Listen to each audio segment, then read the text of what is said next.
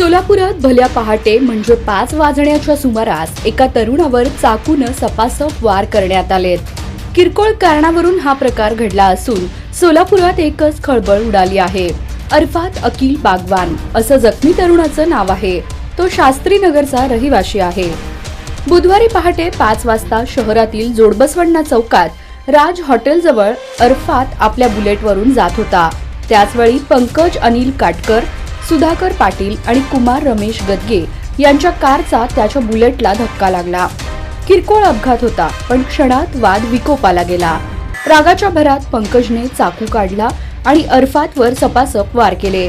अरफात रक्ताच्या थारोळ्यात कोसळला आणि आरोपींनी तिथून पळ काढला। मात्र पोलिसांनी तातडीने तपासाची चक्रे फिरवत तिघांनाही काही तासातच पकडलं। अरफातच्या वडिलांनी या प्रकरणी जेल रोड पोलीस ठाण्यात तक्रार दाखल केली आहे। हल्ल्यात गंभीर जखमी झालेल्या अरफातला तातडीनं रुग्णालयात दाखल करण्यात आलं। सध्या त्याच्यावर उपचार सुरू असून त्याची प्रकृती स्थिर असल्याचं डॉक्टरांनी सांगितलं।